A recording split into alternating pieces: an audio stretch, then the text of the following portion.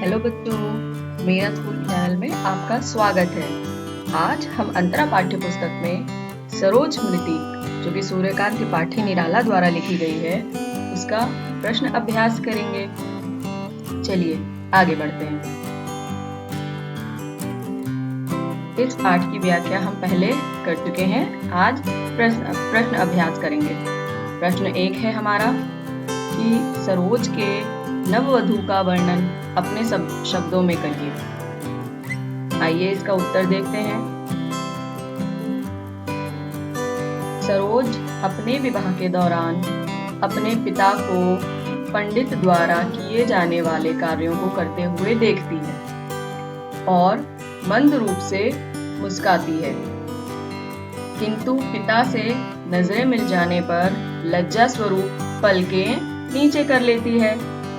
सरोज एक सुसंस्कृत तथा प्राकृतिक सौंदर्य से परिपूर्ण, धैर्यवान व गंभीर कन्या थी, जो अपनी मां के छवि को प्राप्त कर रही थी। इसी तरह नववधू के रूप में उसके हृदय में होने वाले पति की एक सुंदर छवि है और सरोज खुश होती है और स्वीकार करती है कि अपने पिता द्वारा उसके लिए खोजा गया वर जो है वह सुयोग्य है।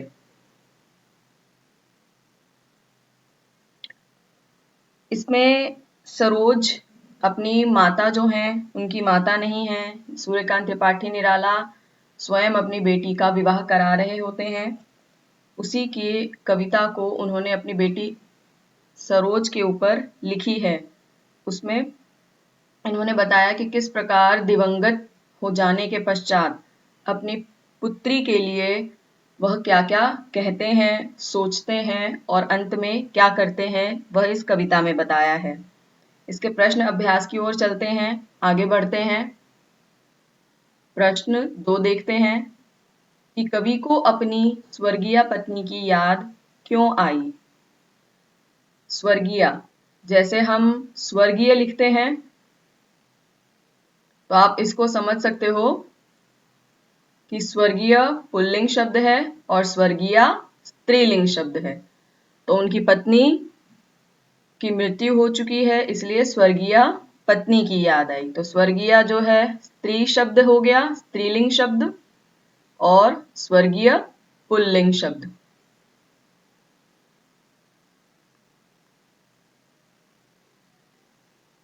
चलिए उत्तर में देखते हैं कि क्यों याद आई। कवि बताते हैं कि जब अपनी पुत्री सरोज को अपने वसंत का वह प्रथम गीत कहते हैं कि जिसका जो उद्भव है कवि की पत्नी द्वारा हुआ है, तब उसे अपनी पत्नी की याद आती है, क्योंकि वो मानते हैं कि जो पत्नी है वह कामदेव यानी जो सौंदर्य के देवता हैं उनकी पत्नी रत्नी के समान सुंदर ही है उनकी भी पत्नी। और अब वही छवि जो है उनकी पुत्री सरोज भी प्राप्त कर रही है, इसलिए जब वह उसे देखते हैं तो उनको सरोज में अपनी पत्नी की छवि देखकर अपनी स्वर्गीय पत्नी की याद आ जाती है ना, कि उनकी पत्नी पुत्री के थोड़े बहुत नए नक्श जो भी हैं माता पर जाते हैं, तो उसी को देखकर जो वो उसके अंदर जो छवि आ रही थी उनकी पत्नी की, तो अपनी पुत्री को देखकर उन्हें अपनी पत्नी का स्मरण हो आया। चलिए आगे बढ़ते हैं। प्रश्न 3 है, आकाश बदलकर बना मही में आकाश और मही ये शब्द किनकी ओर संकेत करते हैं। चलिए उत्तर जानते हैं। कवि ने शब्द आकाश से अपनी स्वर्गीय पत्नी की ओर संकेत किया है और मही शब्द से अपनी पुत्री सरोज की ओर संकेत किया है, क्योंकि यह माना जाता है कि जो मही है यानी धरती वह आकाश की पुत्री है। क्यों? क्योंकि एक समान रूप से आकाश ऊपर है और धरती नीचे विपरीत रूप में, और दोनों साथ हैं। तो जो ऊपर है वह मातृ स्वरूपा है और जो नीचे है वह पुत्री स्वरूपा है। चलिए आगे बढ़ते हैं। प्रश्न 4, सरोज का विवाह अन्य विवाहों से किस प्रकार भिन्न था? सरोज का विवाह किस प्रकार भिन्न था? जानते हैं उत्तर के द्वारा कि सरोज का विवाह अन्य विवाहों से इसलिए भिन्न था क्योंकि उस विवाह में कोई नाते रिश्तेदार शामिल नहीं हुए थे, कोई आमंत्रण, जैसे विवाह में सम्मिलित होने के लिए बुलावा भेजा जाता है, आजकल की प्रथा है लोग शादी के कार्ड छपवाते हैं, तो वह सब जो था भेजा ही नहीं गया था किसी भी रिश्तेदार के घर। और विवाह से पूर्व जो गीत गाए जाते हैं, संगीत होते हैं, रात दिन गाकर शुभ कार्यों में गाए जाते हैं महिलाओं द्वारा, जो महिलाएं गाती हैं, वे सब गीत नहीं गाए गए। मुख्य रूप से निराला जी भी अपनी पुत्री के विवाह में स्वयं पंडित की भूमिका निभाते हैं, स्वयं पंडित की भूमिका निभाते हैं। तो इन सब बातों की वजह से कि कोई आमंत्रण नहीं भेजा गया था रिश्तेदारों को, नाते रिश्तेदार शामिल नहीं हुए थे, विवाह में गाए जाने वाले संगीत नहीं हुए थे और उनका पंडित की भूमिका निभाना, इन सब बातों से सरोज का विवाह अन्य विवाहों से भिन्न था। अगले प्रश्न पर चलते हैं कि शकुंतला के प्रसंग के माध्यम से कवि क्या संकेत करना चाहता है? शकुंतला के बारे में बात करते हैं कवि अचानक ही, तो क्या संकेत करना चाहते हैं? चलिए उत्तर देखते हैं कि कवि का मानना है कि उनकी पुत्री सरोज और शकुंतला की कथा जो है वो एक जैसी है, केवल एक अंतर है। क्या है अंतर? कि शकुंतला अनाथ, कि उसके पास ना ही माता है ना ही पिता है, लेकिन सरोज केवल मातृहीना है, उसके पास मां नहीं है। बस यही एक अंतर है दोनों की कथा में। बाकी उनको पूरा लगता है कि शकुंतला और सरोज की जो कहानी है, कथा है, वह एक है। और कवि का संकेत इस ओर भी है कि जिस प्रकार शकुंतला को उसके पालित पिता यानी कि पालन करने वाले पिता ने कुल की शिक्षा दी, वैसे ही विवाह के पश्चात मां द्वारा दी जाने वाली जो कुल शिक्षा है वह कौन दे रहा है? स्वयं निराला जी दे रहे हैं अपनी पुत्री को। इसीलिए वह शकुंतला का प्रसंग कविता में उठाते हैं। चलिए आगे चलते हैं, प्रश्न 6 देखते हैं। वह लता वहीं की जहां कली तू खिली, इस पंक्ति के माध्यम से किस प्रसंग को उद्घाटित किया गया है? क्या बताने का प्रयास किया गया है? चलिए उत्तर देखते हैं। उत्तर में है कि निराला जी जो है वो उद्घाटित करते हैं कि जिस लता की तुम कली हो, अर्थात लता कौन?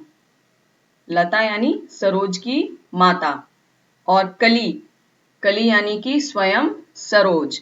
तो वह जो लता है वो भी वहीं की थी, यानी जो सरोज का ननिहाल था, वहां अब तुम रह रही हो, वहीं पर सरोज का भी रहना हुआ था। क्यों? याद है ना आपको कि इनकी तबीयत खराब हो गई थी और माता ना होने की वजह से भी बाल्यकाल भी वहीं बीता और वैवाहिक जीवन में भी थोड़ी परेशानी आने पर वो अपने ननिहाल में ही रहीं। तो वही वो कहते हैं कि सरोज के ननिहाल के लोग उससे बहुत प्रेम करते हैं, हर सुख दुख में उसका बहुत ख्याल रखा उन लोगों ने, सदैव दुख को दूर करके सुख देने में ही लगे रहे थे।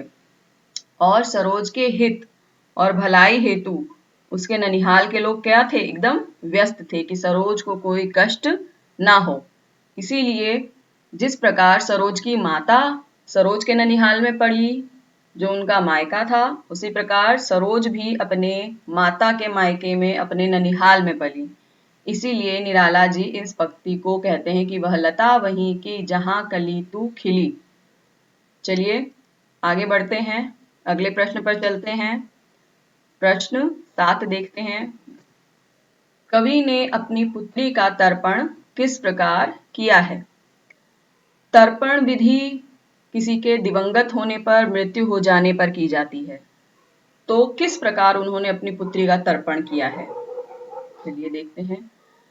कवि निराला जी अपनी पुत्री के तर्पण हेतु अपने संपूर्ण कवि कर्म और या कवि साहित्य को ही अर्पित कर देना चाहते हैं। कवि क्या कर रहे हैं कि अपना जो भी उनका काव्य साहित्य है, जितनी भी रचनाएं हैं उनकी, जितनी भी कृतियां हैं, वह सब वो सरोज के लिए तिलांजलि है। तिलांजलि तर्पण एक ही प्रकार है। मृत्यु के पश्चात ही मृत की आत्मा की शांति के लिए दिया जाता है। तो जीवन भर जो उनका साहित्य था, उनकी स्थिति को कभी सही न कर सका, क्योंकि उन्होंने जीवन भर संघर्ष किया है, चाहे आर्थिक रूप से या पारिवारिक रूप से। तो इस वजह से वो कहते हैं कि अब उसी का अर्पण वह अपनी पुत्री को करते हैं, ताकि जो तर्पण एक पिता को करना है, वह उस तर्पण के रूप में अपना सारा काव्य साहित्य ही अपनी पुत्री को अर्पण कर देते हैं। चलिए अगले प्रश्न पे चलते हैं। प्रश्न 8 है, निम्नलिखित पंक्तियों का अर्थ स्पष्ट करना है हमको, यानी हमारे पास कुछ पंक्तियां हैं जिनका अर्थ हमें स्पष्ट करना है। पहली पंक्ति है, नत नयनों से आलोक उतर। अर्थ क्या है इसका कि पिता निराला से सरोज की नजरें मिल जाने पर सरोज की आंखें नीचे झुक जाती हैं। कब होता है ऐसा? जब विवाह की वेदी पर सरोज बैठी होती हैं। ऐसा लगता है कि मानो आंखों की चमक जो है, प्रकाश है, आलोक या आभा है, कांपते हुए होंठों पर उतर आया हो। अगली पंक्तियां देखते हैं क्या है। अगली पंक्तियां हैं, श्रृंगार रहा जो निराकार। इसका अर्थ कि श्रृंगार जो है यानी उनकी पत्नी के साथ का सुखमय जीवन जो वो क्या है, उनकी पत्नी की मृत्यु के पश्चात अधूरा रह गया, यानी कि निराकार रह गया, अपूर्ण रह गया। इसलिए श्रृंगार रहा जो निराकार, निराकार यानी जो श्रृंगार है वो अपूर्ण है, निराकार है। चलिए आगे बढ़ते हैं, अगली पंक्तियों पर चलते हैं इसी प्रश्न की। अगली पंक्तियां हैं, इसकी तीसरी पंक्तियां हैं, परपाठ अन्य यह अन्य कला। इसका अर्थ है कि जब वो शकुंतला के बारे में बात करते हैं कि परपाठ अन्य यह अन्य कला, कि शकुंतला और सरोज के जीवन की कथा एक ही है, समान है, बस सिर्फ एक भिन्नता है कि परपाठ अन्य यह अन्य कला। क्या भिन्नता है कि सरोज केवल मातृहीना है, उनकी माता नहीं है, और शकुंतला माता व पिता दोनों से ही हीन है। चलिए अंतिम पंक्तियों को देखते हैं। यदि धर्म रहे नत सदा मात। इसके अर्थ की तरफ चलते हैं।